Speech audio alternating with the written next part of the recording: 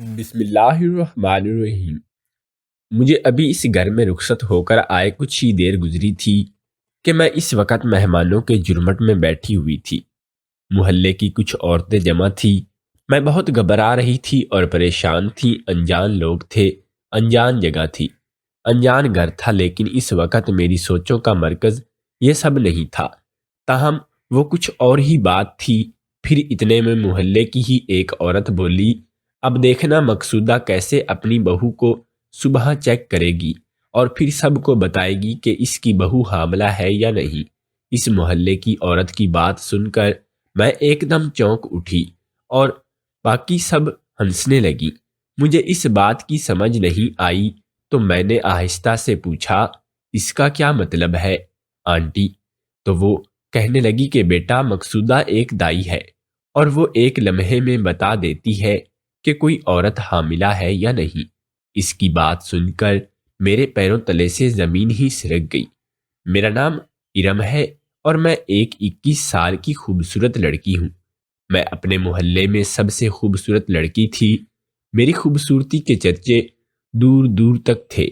میرے علاوہ میرے گھر میں میرے ماں باپ اور ایک چھوٹی بہن ہے۔ ہم دونوں بہنیں بہت ہی خوبصورت ہیں کیونکہ ہم دونوں اپنی ماں پر گئے ہیں۔ میری امی بھی اپنے زمانے میں بہت خوبصورت ہوا کرتی تھی۔ اب تو حالات اور عمر رفتہ نے اس کو حسن کو گہنا دیا، لیکن ابھی بھی وہ بہت ساری دوسری ہم عمر خواتین کی نسبت بہت خوبصورت تھی۔ میں نے انٹر تک کی تعلیم حاصل کی تھی۔ مجھے شادی کرنے کا بہت شوق تھا کیونکہ شادی کر کے بہت سارے نئے نئے کپڑے، جوتے اور بہت ساری دوسری چیزیں ملتی تھیں۔ اس لیے میں ہر وقت شادی کے خواب ہی سجاتی رہی۔ جبکہ کوئی بھی مجھ سے پوچھتا تو بڑے ہو کر کیا بنو گی، تو میں یہی کہتی کہ میں دلہن بننا ہے۔ پوچھنے والا بھی ہنس دیتا، جبکہ تب تو مجھے ان باتوں کی اہمیت کا پتہ ہی نہیں تھا۔ میں تو اپنے بچپنے میں ایسے کہہ دیتی تھی۔ ابو کی اپنی دکان تھی مین بازار میں۔ وہ فروٹ چاٹ اور دہی بھلوں کا کام کرتے تھے اور خوب دکان چلتی تھی کیونکہ آتی جاتی عورتیں ان کی دکان پر بیٹھ کر پہلے پیٹ پوجا کرتی تھیں۔ ہم بھی جب بازار جاتے تو پہلے دکان سے خوب پیٹ بھرتے اور پھر خریداری کے لیے بازار جاتے۔ میری بہن ابھی میٹرک میں تھی۔ اس کا نام مریم تھا۔ ہم دونوں بہنیں ہی بہت ہی دوستی تھی۔ ایک دوسرے کی چیزیں استعمال کر لیتے تھے اور ایک دوسرے کے ساتھ اپنے کپڑے بھی شیئر کر لیتے تھے۔ گھر میں ہر طرف سکون ہی سکون تھا۔ امی ابو ہمیں دیکھ دیکھ کر جیتے تھے۔ حالانکہ انہیں بیٹے بہت ہی چاہت تھی، لیکن اللہ کی طرف سے جب ملا ہی نہیں تو پھر وہ دونوں بیٹیوں پر ہی صبر شکر کر کے بیٹھ گئے اور ہمیں ہی بہت اچھے انداز میں پرہان چڑھایا۔ میں آج کل انٹر کر کے گھر پر ہی تھی اور ہر وقت امی کا سر کھاتی رہتی تھی۔ امی نے مجھے کچن کے کاموں میں لگانا چاہا اور کہنے لگی کہ ساری زندگی یہی ہنر کام آتا ہے۔ جس عورت کو ہانڈی روٹی نہ آتی ہو، گھر میں اس کا ہونا نہ ہونا ایک برابر ہے، اور اسی لیے امی مجھے روز کوئی نہ کوئی چیز سکھانے کچن میں گھس جاتی، اور جبکہ کبھی میں شوق سے سیکھتی اور کبھی بس یوں ہی امی کی خاطر کھڑی ہو جاتی۔ اور جب امی میری عدم دلچسپی محسوس کرتی اور کہتی کہ ارم دیکھو بیٹا، کوئی بھی کام شوق سے کرو تو تب ہی اس کی سمجھ آتی ہے، ورنہ سر کے اوپر سے ہی سب گزر جاتا ہے۔ میں نے امی کو یہی کہا کہ جب سر پر پڑے گی تو خود ہی سب آ جائے گا۔ میری بات سن کر امی مسکرا دی۔ انہی دنوں میں امی کی طبیعت تھوڑی خراب ہو گئی۔ اچھی بھلی تھی، لیکن نہ جانے کیا ہوا، ایک دن یوں ہی بے ہوش ہو کر گر گئی۔ ہمارے تو ہاتھ پیر پھول گئے۔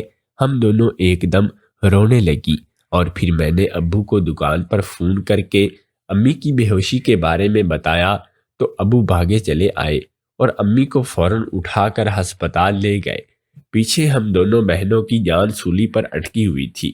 بار بار رونا آ رہا تھا اور امی کا اس طرح سے بے ہوش ہونا ہمارے اعصاب پر بہت بھاری پڑ رہا تھا۔ ابو کو گئے ہوئے بہت ہی وقت ہو گیا تھا اور ابھی تک ابو نہ تو ہمیں فون کر کے امی کی حالت کے بارے میں بتایا اور نہ ہی وہ گھر آئے۔ جب مجھ سے صبر نہیں ہوا تو میں نے دکان پر فون کر کے پتہ کیا۔ دکان پر فون ایک لڑکے کے علی نے اٹھایا۔ علی ابو کے پاس تقریباً 6 ماہ پہلے ہی ملازمت پہ آیا تھا۔ دیکھنے میں اچھا خوش شکل اور پڑھا لکھا لڑکا تھا۔ ابو نے بہت کم عرصے میں ہی اس پر بہت ہی اعتبار کرنا شروع کر دیا تھا۔ اکثر ابو کو جب باہر کسی کام پہ جانا پڑتا تو علی ہی ساری دکان سنبھالتا۔ ابو اس سے بہت محبت کرتے اور اپنے بیٹوں کی طرح ہی سمجھتے تھے۔ علی کے ہاتھ اکثر ابو گھر پر سودا سلف بھیجوا دیتے تھے۔ علی کے فون اٹھاتے ہی میں نے اس سے پوچھا، علی کیا ابو دکان پر واپس آ گئے ہیں یا ان کے ساتھ کوئی رابطہ ہوا ہے؟ ابھی تک ابو کو کوئی فون نہیں آیا۔ اور میں نے پریشانی سے پوچھا تو وہ کہنے لگا، نہیں ابھی تک تو انکل جی نہیں آئے، معلوم کرنے کی کوشش کرتا ہوں، آپ بے فکر رہے۔ علی نے مجھے تسلی دے کر فون رکھ دیا، لیکن میرے اندر کی بے چینی مجھے بیٹھنے نہیں دے رہی تھی۔ بار بار امی کا خیال آ رہا تھا اور پھر تقریباً 5 گھنٹوں کے انتظار کے بعد ابو اور امی کو دیکھ کر میں نے خدا کا شکر ادا کیا۔ میں بھاگ کر امی کے پاس گئی اور رونے لگی۔ امی، آپ نے تو مجھے ڈرا کر ہی رکھ دیا تھا، اب آپ کی طبیعت کیسی ہے؟ کیا کہا ڈاکٹر نے؟ میں نے ایک ہی سانس میں کئی سوال کر ڈالے تو ابو کہنے لگے کہ بیٹا پہلے تم صحیح سے ماں کو بیٹھ تو دینے دو، اس کی طبیعت ٹھیک نہیں ہے۔ میں نے جلدی سے امی کا ہاتھ پکڑ کر انہیں لاؤنج میں پڑے صوفے پر بٹھایا تو امی بیٹھ کر ایسے گہرے سانس لینے لگی جیسے بہت تھک گئی ہوں۔ میں نے ابو سے پوچھا، کیا ہوا امی کو؟ کیا کہا ڈاکٹر نے؟ تو وہ کہنے لگے تمہاری ماں کا بی پی لو ہو گیا تھا، جس کی وجہ سے یہ بے ہوش ہو کر گر گئی۔ ڈاکٹر نے ڈرپ لگائی ہے اور ساتھ ہی ساتھ اس نے کچھ طاقت کی دوائیں بھی دی ہیں۔ تمہاری ماں میں بلڈ کی بہت کمی ہے اور اس کو بہت کمزوری ہو گئی ہے، جس کی وجہ سے یہ بے ہوش ہو گئی تھی۔ اس کی خوراک کا خاص خیال رکھنا اور دوائیاں بھی اس کو وقت پہ دیتی رہنا۔ ذرا دکان پر ہو کر آؤں اور دیکھوں تو صحیح کہ علی کر کیا رہا ہے۔ ابو نے کہا تو میں نے سب دوائیاں ابو کے ہاتھ سے پکڑ کر امی کے کمرے میں رکھ آئی اور صوفے پر ہی لیٹ گئی، ایسے جیسے بہت تھک گئی ہوں۔ اور پھر میں نے امی سے پوچھا، امی آپ نے کچھ کھانا ہے تو میں نے آپ کے لیے لے آؤں؟ امی نے صرف چائے ہی مانگی تھی، لیکن میں نے خود ہی امی کے لیے 2 کباب فرائی کر کے انہیں چائے کے ساتھ دے دیے اور امی سے رات کے کھانے کے پہلے پوچھنے لگی۔ میری پریشانی کے خیال سے امی کہنے لگی، تم رہنے دو، میں خود ہی اٹھ کر بنا لوں گی۔ میں نے امی کو صاف منع کر دیا اور کہا کہ آپ ابھی کچھ دن آرام کریں اور گھر کی بالکل فکر نہ کریں۔ اور پھر میں نے دال چاول بنانے کا فیصلہ کر لیا، کیونکہ ایک تو یہ سب شوق سے کھاتے تھے اور دوسرا جلدی بن جاتے تھے۔ امی چائے پی کر سو گئی، جبکہ مریم امی کے پاس ہی بیٹھ کر ان کے پاؤں دبانے لگی۔ آج امی کی طبیعت نے تو جھٹکا دیا تھا، زندگی میں ایسے مجھے کبھی پہلے محسوس نہیں ہوا۔ ایسا لگ رہا تھا جیسے کوئی اپنا پیارا دور جا رہا ہے، کسی کا ہاتھ اپنے ہاتھ سے چھوٹتا جا رہا ہے۔ میں اپنے احساس کو بیان نہیں کر پا رہی۔ میں نے جلدی سے دال چاول بنا لیے، کیونکہ ایک تو سب شوق سے کھاتے تھے اور دوسرا سب جلدی بن جاتے تھے۔ اور پھر باہر لاؤنج میں امی کے پاس آ کر بیٹھ گئی تو پھر ہم لوگ ادھر ادھر کی باتیں کرنے لگ گئے۔ کچھ دنوں میں امی کی طبیعت کافی بہتر ہو گئی، دوائیوں نے بھی اثر کیا تھا اور کچھ امی کی خوراک بھی بہتر کی تھی، جس کی وجہ سے اب امی کافی بہتر محسوس کرتی تھی۔ لیکن ان دنوں میں امی کو کوئی کام نہیں کرنے دیا۔ مریم بھی جتنا ہو سکتا تھا میری مدد کرتی تھی۔ اور پھر ایک دن امی کے پاس آ کر بٹھا کر کہنے لگی کہ مجھے تو پتہ ہی نہیں تھا کہ میری بیٹی بھی بڑی ہو گئی ہے، کیسے اس نے ذمہ داری سے سارا گھر سنبھالا ہے۔ مجھے فخر ہے بیٹا، تم نے اپنی ذمہ داری کو سمجھا۔ امی نے پیار سے میرا ماتھا چومتے ہوئے کہا۔ میری آنکھوں میں نمی آ گئی۔ وقت اسی طرح گزرتا رہا۔ 1 ماہ گزر چکا تھا، اب میرے 3rd ایئر میں ایڈمیشن ہونے جا رہا تھا، لیکن میرا ارادہ ایڈمیشن لینے کا نہیں تھا، کیونکہ امی کی طبیعت ٹھیک نہیں تھی اور میں نہیں چاہتی تھی کہ میں کالج جاؤں اور پیچھے سے امی کی طبیعت اور خراب ہو جائے۔ لیکن امی نے ہی زبردستی میرا ایڈمیشن کروا دیا، کیونکہ انہیں پتا تھا کہ مجھے پڑھنے کا شوق تھا اور میں فوڈ اینڈ سائنس پڑھنا چاہتی تھی۔ اس لیے امی نے میرا ایڈمیشن فوڈ ڈپارٹمنٹ میں کرا دیا۔ میں ریگولر کالج جانا شروع ہو گئی۔ صبح کے وقت ہم نے رکشہ لگوایا ہوا تھا، جبکہ دوپہر کے وقت ابو مجھے لے آتے۔ مجھے کالج آتے ہوئے 2 ماہ ہو چکے تھے۔ میں کوشش کرتی تھی کہ صبح جاتے ہوئے کافی کام ختم کر جاؤں اور کالج کے آنے سے بعد ہی کچھ دیر ریسٹ کر کے میں شام کا کھانا خود بنا لیتی تھی۔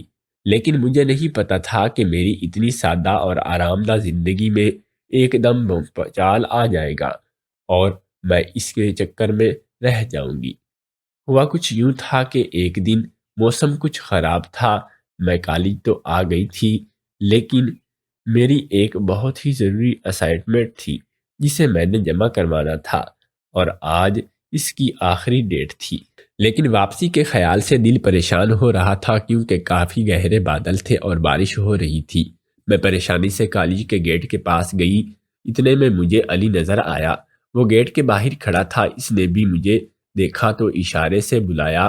میں چلی گئی اور جا کر اس سے غصے سے پوچھا کہ تم یہاں پر کیا کر رہے ہو؟ تو وہ کہنے لگا، انکل جی ذرا مصروف تھے تو کچھ مہمان آئے ہوئے تھے، اسی وجہ سے وہ دکان پر ہی رہ گئے اور انہوں نے مجھے آپ کو ملنے بھیجا ہے۔ میں آپ کو لینے آیا ہوں، جلدی بیٹھے، بارش تیز ہو رہی ہے، ہمیں جلدی پہنچنا ہے۔ اس نے کہا تو میں فوراً اس کے پیچھے بیٹھ گئی اور یوں ہی بائک تیزی سے چلنے لگی۔ بارش تو برس رہی تھی اور منٹوں میں بھیگ چکی تھی۔ علی کے ساتھ، بلکہ کسی بھی مرد کے ساتھ ایسے بیٹھنے کا پہلی بار اتفاق ہوا تھا۔ اس کا جسم میرے جسم کے ساتھ لگ رہا تھا تو میرے اندر ایک عجیب سے احساس پیدا ہو رہے تھے۔ اس سے پہلے کبھی نہیں ہوا تھا۔ میں تھوڑا پیچھے ہٹ گئی۔ میں عجیب غریب خیالات سوچ رہی تھی اور بار بار ان کو جھٹک دیتی۔ مجھے خود سے شرمندگی محسوس ہو رہی تھی اور سوچ رہی تھی کہ اگر علی کو میرے ان حالات کا پتہ چل جائے تو وہ میرے بارے میں کیا سوچے گا۔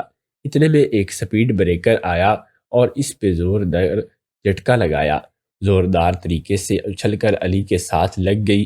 علی بھی حیران کن آنکھوں سے مجھے بائک کی سائیڈ سے دیکھ رہا تھا۔ میں نے 1-2 بار محسوس بھی کیا، لیکن اگنور کر دیا۔ ایسا لگ رہا تھا کہ آج سفر بھی بہت لمبا ہو گیا ہے۔ لیکن علی جلد ہی مجھے گھر لے آیا۔ میں جلدی سے بائک سے اتری۔ سارے کپڑے بھیگ کر میرے جسم کے ساتھ چپک چکے تھے۔ میں نے کانپتے ہوئے لہجے میں آہستہ سے اس کا شکریہ ادا کیا اور تیزی سے اندر آ گئی۔ دل کی دنیا میں عجیب ہی بدلاؤ آ گیا تھا۔ میں اس وقت اپنے دل کے شور سے ہی گھبرا رہی تھی اور بار بار ایک تیز کرنٹ جیسا احساس سارے جسم میں دوڑتا جاتا تھا۔ میں کانپ اٹھی۔ بار بار علی کا خیال دماغ پر حاوی ہو رہا تھا۔ علی ایک اچھا اور خوش شکل انسان تھا۔ اوڑھنے کا طریقہ خوبصورت لگتا تھا، لیکن مجھے اندازہ نہیں تھا کہ وہ اس طرح میرے دماغ پر حاوی ہو جائے گا۔ میں نے خود کو ڈانٹ ڈپٹ کر کے ان خیالات سے اپنا پیچھا چھڑایا اور کاموں میں مصروف ہو گئی۔ مجھے نہیں پتا تھا کہ ابھی تو شروعات ہے۔ رات کو جب میں نے سب کاموں سے فارغ ہو کر بستر پر سونے کے لیے لیٹی تو علی کا خیال ایک دم سے دماغ میں آ گیا۔ اس کے ساتھ بائک پر بیٹھے ہوئے جو خیالات اور احساسات ہو رہے تھے وہ سب مجھے دوبارہ محسوس ہونے لگے۔ پریشان ہو کر اٹھ بیٹھی۔ نہ جانے دل کی حالت کیسے اتنی بدل گئی تھی۔ اسے سوچنا مجھے اچھا لگ رہا تھا۔ اس کا خیال مجھے اچھا لگ رہا تھا۔ اب اگر اکثر ہی ایسا ہونے لگا۔ ابو جب بھی مصروف ہوتے تو وہ علی کو لینے کے لیے بھیج دیتے۔ علی کو بات چیت نہیں کرتا تھا، بس خاموشی سے مجھے لے کر گھر چھوڑ دیتا۔ آہستہ آہستہ آنکھوں ہی آنکھوں میں جیسے ہم ایک دوسرے کے جذبات سمجھ گئے اور ہماری بات چیت شروع ہو گئی۔ ہم جھجک کر ایک دوسرے سے باتیں کرنے لگے۔ ایک دوسرے کے ساتھ اتنی دوستی ہو گئی کہ راستے میں کہیں رک کر بھی کبھی آئس کریم کھا لیتے اور کبھی کہیں بیٹھ کر باتیں کر لیتے۔ علی اب اکثر مجھے کالج سے لینے کے لیے آنے لگا تھا۔ کبھی کبھار ہفتے میں 1-2 بار بھی اپنی کلاس چھوڑ دیتی اور علی کے ساتھ چلی جاتی۔ ہم باہر کہیں بیٹھ جاتے، لیکن ایک دن ہم اسی طرح ایک پارک میں بیٹھے ہوئے تھے تو وہاں پر پولیس والے آ گئے اور سب لڑکے لڑکیوں کو پارک سے نکال دیا۔ مجھے اس وقت بہت ہی شرمندگی ہوئی اور میں نے طے کر لیا کہ دوبارہ اسی طرح کبھی کبھار میں جا کر نہیں بیٹھوں گی، اور علی کو بھی صاف منع کر دیا۔ لیکن ہم دونوں کے دل میں بے قراری تھی، دونوں کا ایک دوسرے کے بغیر دل نہیں لگ رہا تھا۔ اور پھر ایک دن علی نے کہا کہ پھر ہم ایسا کرتے ہیں کہ کل میرے ایک دوست کے گھر میں چلتے ہیں، اور اس کی امی دوسرے شہر میں گئی ہوئی ہے اور گھر پہ کوئی بھی نہیں ہے۔ ہم کچھ ہی دیر آرام سے بیٹھ کر وہاں باتیں کریں گے، کچھ کھائیں گے پیئیں گے، اور پھر میں تمہیں چھوڑ دوں گا۔ پہلے تو میں جھک گئی، لیکن پھر میں نے کہا کہ ہاں ٹھیک ہے، تم اس سے چابی لے لینا تو ہم کل چل پڑیں گے۔ میں نے بنا سوچے سمجھے علی کے ساتھ جانے کی حامی بھر لی۔ اگلے دن میں ذرا اچھے سے تیار ہو کر کالج کے لیے نکلی۔ امی نے مجھ سے پوچھا بھی تھا کہ کیا بات ہے، آج تم نے ہلکا سا میک اپ بھی کیا ہوا ہے، کیا کالج میں کوئی فنکشن ہے؟ تو میں نے بہانہ بنایا، جی ہاں امی، کالج میں اسائنمنٹ کے اوپر پارٹی ہے، میں نے بھی اس میں حصہ لیا ہے اور اسی وجہ سے بس تھوڑا تیار سا ہو گئی تھی۔ میں نے نظریں چراتے ہوئے امی سے کہا تو امی نے بھی سر ہلا دیا۔ مجھے دل ہی دل میں تھوڑی شرمندگی تو ہوئی تھی۔ میں نے امی سے جھوٹ بولا، لیکن کیا کرتی، محبت اور جنگ میں سب جائز ہوتا ہے، اور اتنا جھوٹ تو چلتا ہی رہتا ہے نا۔ میں جلدی سے رکشے میں بیٹھ گئی اور کالج کے سامنے اتر گئی، لیکن کالج میں جانے کے بجائے میں ایک طرف کھڑی ہو گئی۔ رکشے والا جب آگے بڑھ گیا تو اتنی دیر میں علی بھی آ گیا۔ علی کے ساتھ میں بائک پر بیٹھی اور اسی کے دوست کے گھر چلی گئی۔ اس کے گھر پر کوئی بھی نہیں تھا، چھوٹا سا 2 کمروں کا مکان تھا۔ ہم ایک کمرے میں جا کر بیٹھ گئے۔ یہاں پر آنے کے بعد مجھے احساس ہوا کہ میں نے غلطی کر دی ہے، مجھے نہیں آنا چاہیے، لیکن مجھے اپنی دھڑکنوں کا ہی شور اتنا زیادہ تھا کہ مجھ سے کچھ اور سمجھ ہی نہیں آ رہی تھی۔ باتوں ہی باتوں میں علی نے میرا ہاتھ پکڑ لیا، اور ہاتھ پکڑنے سے لے کر بات اتنی آگے نکل گئی کہ ہمیں حلال اور حرام کا فرق بھول گیا، اور ہم دونوں کے بیچ کوئی پردہ نہ رہا۔ جب جذبات کا طوفان تھما تو ہم دونوں ایک دوسرے سے نظریں چرائے بیٹھے تھے۔ علی شرمندہ تھا اور کہہ رہا تھا کہ مجھے معاف کر دے، میں ایسا نہیں چاہتا تھا، لیکن نہ جانے میں کیسے بہک گیا۔ لیکن میں اسے کچھ بھی نہ کہہ سکی، کیونکہ میں بھی تو اس میں برابر کی حصہ دار تھی۔ میں نے بھی ابھی تو اسے روکنے کی کوشش نہیں کی، میں نے بھی تو اس کا بھرپور ساتھ دیا۔ میں فوراً اٹھی اور اسے کہا کہ مجھے گھر چھوڑ آؤ، لیکن اس کی تو جان پر بن گئی، کہنے لگا کہ تم مجھ سے ناراض ہو گئی ہو۔ میں نے اسے کہا نہیں، میں ناراض نہیں ہوں، لیکن ابھی میں کوئی بات نہیں کرنا چاہتی، ابھی مجھے تم گھر چھوڑ دو۔ علی نے خاموشی سے مجھے گھر کے سامنے اتارا اور کچھ دیر دیکھتا رہا اور پھر چلا گیا۔ میں بھی مرے قدموں سے گھر میں آ گئی۔ امی سامنے ہی موجود تھی، مجھے دیکھ کر کہنے لگی کہ کیا ہوا ارم، آج تم جلدی آ گئی ہو؟ میں نے ابھی جب وقت کی طرف دیکھا تو واقعی خیال آیا کہ آج تو میں بہت جلدی آ گئی ہوں۔ تو میں نے امی سے کہا جی امی، میری طبیعت خراب ہو گئی تھی تو میں نے میڈم سے جلدی چھٹی لے لی اور گھر آ گئی۔ امی کہنے لگی کیا ہوا، کیسے اچانک طبیعت خراب ہو گئی؟ تو میں نے کہا بس شاید بی پی لو ہو گیا تھا، بس اسی لیے میں گھر آ گئی۔ امی نے مجھے آرام کرنے کے لیے کمرے میں بھیج دیا، اور میں آ کر بستر پر ایسے ڈھیر ہوئی جیسے صدیوں کی مسافت طے کر کے۔ جذبات کا طوفان تھمنے کے بعد میں اپنے آپ کو ملامت کر رہی تھی۔ مجھے خود سی شرمندگی محسوس ہو رہی تھی، شرم آ رہی تھی اور الجھن محسوس ہو رہی تھی۔ ایسے لگتا تھا جیسے میں نے بہت بڑی خیانت کر دی ہو۔ مجھے یہ سوچ کر خوف محسوس ہو رہا تھا کہ اگر امی ابو کو اس بات کا پتہ چل گیا تو وہ کیا کریں گے۔ میں صحیح معنوں میں اب بہت پریشان ہو چکی تھی، اور اس بات کی پریشانی مجھے کہیں پر بھی ٹکنے نہیں دے رہی تھی۔ میں اپنے کمرے میں ٹہلتی رہی اور سوچ کر خود کو ہلکان کرتی رہی۔ اگلے دن میں نے کالج سے چھٹی لے کر، کیونکہ ساری ٹینشن کی وجہ سے مجھے بخار ہو گیا تھا اور میری طبیعت اور زیادہ خراب ہو گئی تھی، اسی لیے میں کالج نہیں گئی تھی۔ علی کے ساتھ ہی میرا کوئی رابطہ نہیں ہوا تھا۔ 2-3 دن مجھے طبیعت بہتر ہونے میں لگ گئے۔ جس کی وجہ سے میں کالج نہیں جا سکی۔ 3 دن بعد میں نے باقاعدگی سے کالج جانا شروع کر دیا۔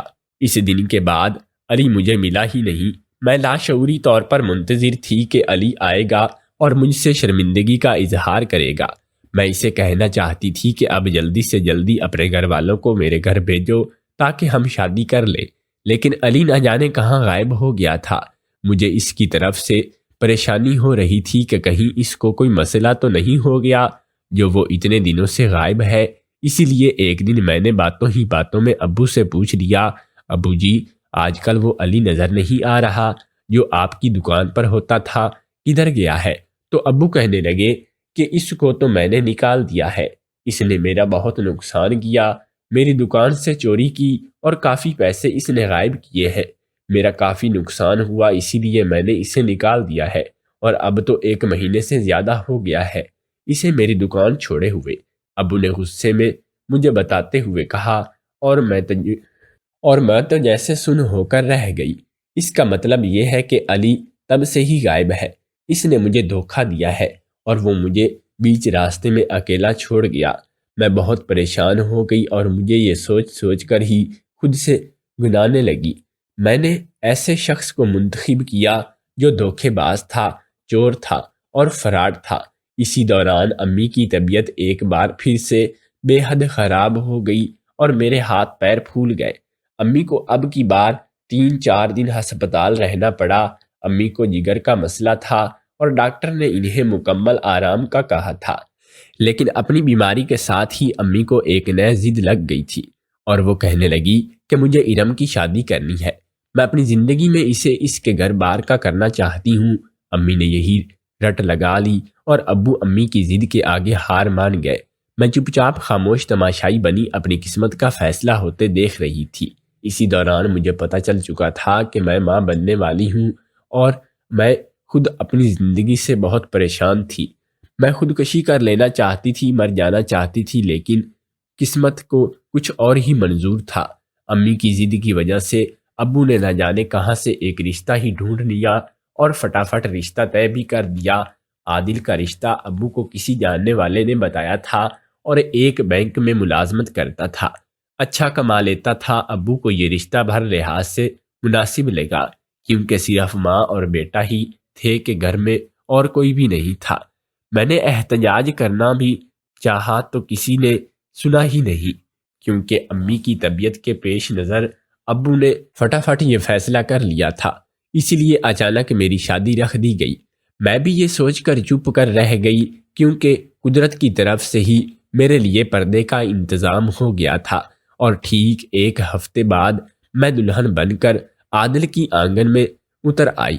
امی میری رخصتی کے وقت بہت روئی، خود مجھے بھی بہت رونا آ رہا تھا کیونکہ یوں اچانک میری شادی کر دینا امی کو بھی ایسے گوارا نہیں تھا، لیکن اپنی طبیعت کے پیش نظر وہ میری شادی کرنے پر مجبور ہو گئی۔ میں دلہن بن کر عادل کے گھر میں بیٹھی ہوئی تھی۔ مجھے ابھی رخصت ہو کر یہاں پر آئے کچھ ہی وقت گزرا تھا۔ محلے کی عورتیں ملنے کے لیے آ رہی تھیں۔ انجانا سا گھر تھا، انجانے لوگ تھے، مجھے بہت گھبراہٹ ہو رہی تھی۔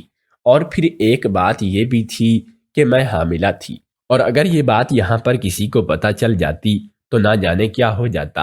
اتنی دیر میں محلے کی ہی ایک عورت یہ بات کہہ رہی تھی کہ مقصودہ کل اپنی بہو کو چیک کرے گی اور بتائے گی کہ وہ حاملہ ہے کہ نہیں۔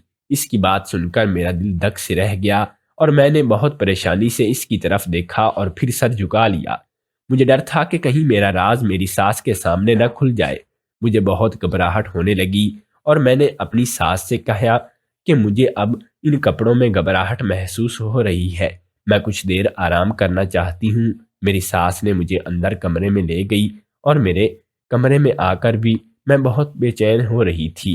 مجھے اس بات کی پریشانی تھی کہ میری ساس کو کہیں میرا راز پتہ نہ چل جائے۔ میں بار بار اپنے ہاتھوں سے انگلیوں کو مروڑ رہی تھی کہ اتنے میں عادل کمرے میں چلے آئے اور پھر ان کے ساتھ باتیں کرتے کرتے وقت کا اندازہ ہی نہیں ہوا۔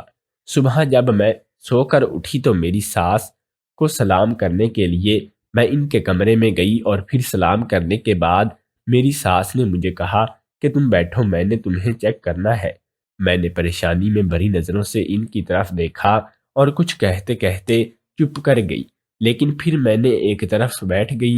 میری ساس نے مجھے چیک کیا اور چپ کر گئی، کچھ نہ بولی۔ ساس کے رویے کا مجھے سمجھ نہیں آئی کہ یا تو ان کو پتہ نہیں چلا یا پھر وہ بتانا نہیں چاہتی تھی۔ تاہم میں مطمئن ہو گئی اور اٹھ کر اپنے کمرے میں آ گئی۔ میرے دل کو جو بے چینی ہونے لگی تھی اور اس وقت ختم ہو گئی تھی۔ عادل ابھی تک سو رہے تھے لیکن میری دوبارہ آنکھ نہیں لگی۔ آج ہمارا ولیمہ تھا اور ولیمے کے بعد میں امی کی طرف آ گئی۔ امی مجھے خوش دیکھ کر خوش تھی اور میں بھی خوش اور مطمئن تھی۔ میں نے بھی ان پر یہی ظاہر کیا کہ میں بہت خوش ہوں، اور سچ بات تو یہ تھی کہ عادل بہت اچھے، بہت سادہ اور نرم مزاج کے تھے۔ مجھے خود پر بھی افسوس ہوا کہ آخر میں نے کیوں علی کے ساتھ وقت گزارا اور اپنی عزت پر داغ لگا لیا۔ اگلے دن عادل اور میری ساس مجھے لینے کے لیے آ گئے اور ہم واپس گھر چلے آئے۔ اب میں مطمئن تھی، مجھے اس چیز کا اطمینان ہو گیا تھا کہ میری ساس کو میرے بارے میں کچھ پتہ نہیں چلا، اور اگر انہیں پتہ نہیں چلا تو پھر عادل کو بھی پتہ نہیں چلے گا۔ مستقبل میں کیا کرنا تھا کیا نہیں، میں ابھی اس بارے میں کچھ نہیں سوچا تھا کہ رات کو ادھر مجھے باہر کھانا کھلانے کے لیے لے گئے۔ ہم بڑے اچھے اور خوشگوار موڈ میں کھانا کھا کر واپس آئے تو میری ساس ابھی تک میرے انتظار میں جاگ رہی تھی۔ انہوں نے مجھے چائے بنانے کا کہا۔ مجھے تھوڑا عجیب تو لگا کہ ایک دن کی دلہن کو کام کا بول دیا، لیکن میں بھی یہ سوچ کر چپ کر گئی کہ وہ بیمار ہے اور انہیں بھی آرام کی ضرورت ہے۔ اس لیے جلدی سے 3 کپ چائے بنائی اور آ کر بیٹھ کر باتیں کرنے لگی۔ عادل اپنے کمرے میں سونے چلے گئے۔ میں نے بھی برتن سمیٹے اور کمرے میں آ گئی۔ ابھی میری آنکھ لگے کچھ دیر ہی گزری تھی کہ اچانک مجھے ایسے لگا کہ جیسے مجھے کوئی اٹھا رہا ہے۔ میں نے ایک دم سے آنکھیں کھولی تو یہ دیکھ کر میں حیرت زدہ رہ گئی کہ میری ساس مجھے اٹھا رہی ہے اور مجھے باہر آنے کا کہہ رہی ہے۔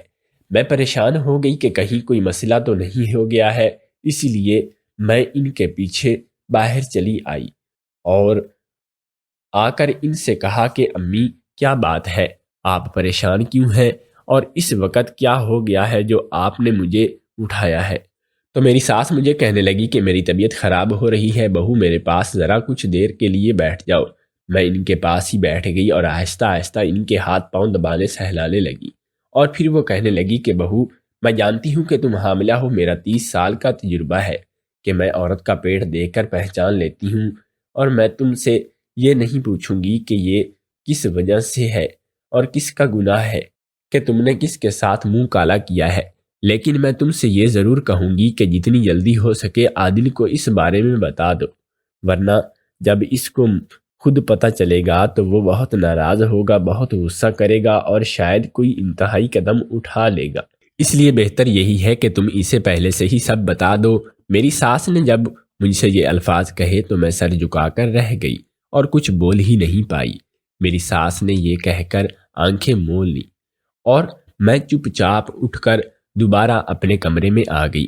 مجھے سمجھ نہیں آ رہی تھی کہ اب میں خود کو بے گناہ کس طرح ثابت کروں، میں کیسے اس بات کا اقرار کروں۔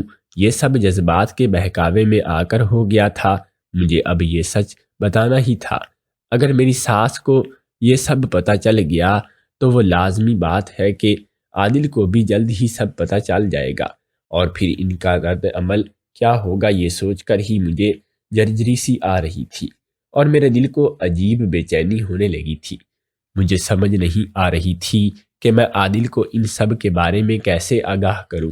ساری رات میری آنکھوں میں ہی کٹ گئی اور صبح جب عادل سو کر اٹھے مجھے اس طرح بیٹھے دیکھ کر کہنے لگے کہ کیا بات ہے، تمہاری طبیعت تو ٹھیک ہے نا؟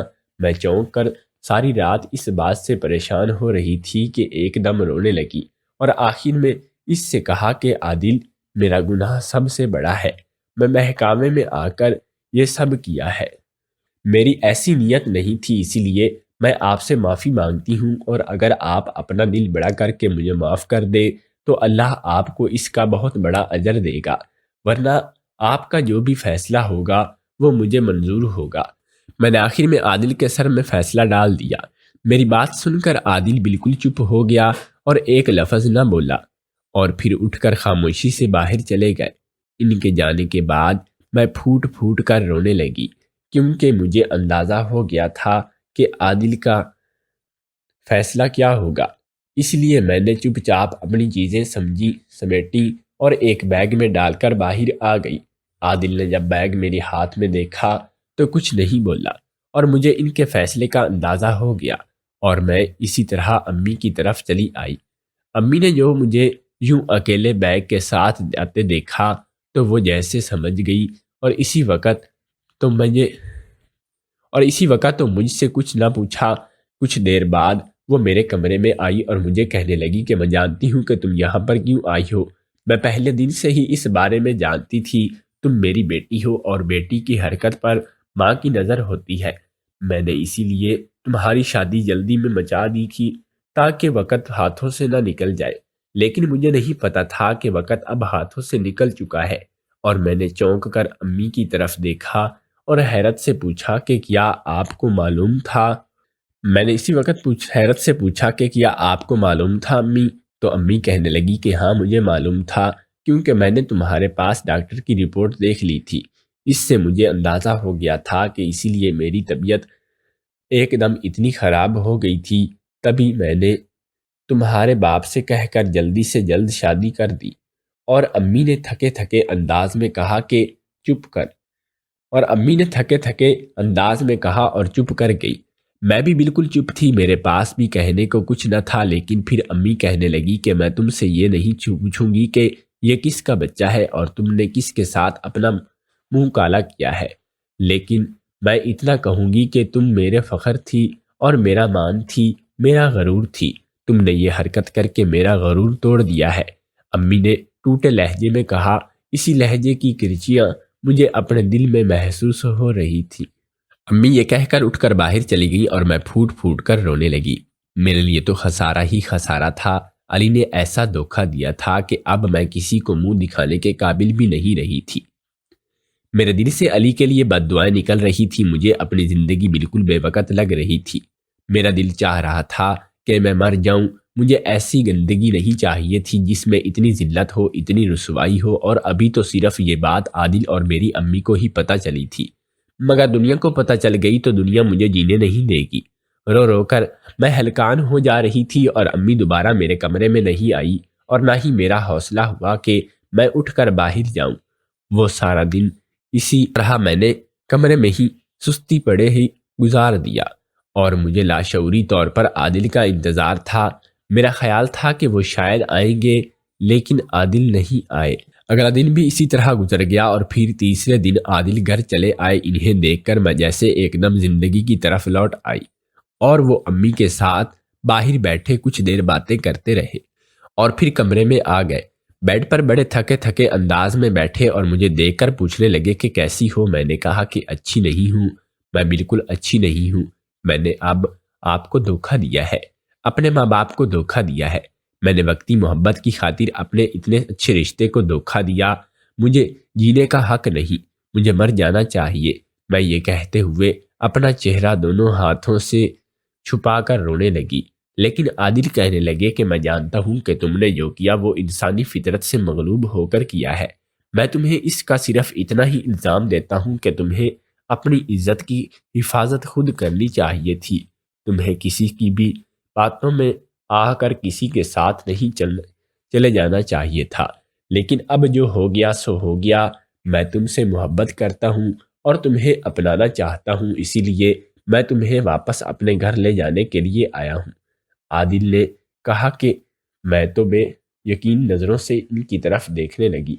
میری نظروں میں بے یقینی محسوس کر کے وہ کہنے لگے کہ ہاں بالکل، یہ تمہیں گھر لے جانا چاہ رہا ہے، اٹھو اور چلو گھر، امی بھی انتظار کر رہی ہے۔ عادل نے یہ کہہ کر میرا ہاتھ پکڑا اور مجھے بیڈ سے اٹھا دیا۔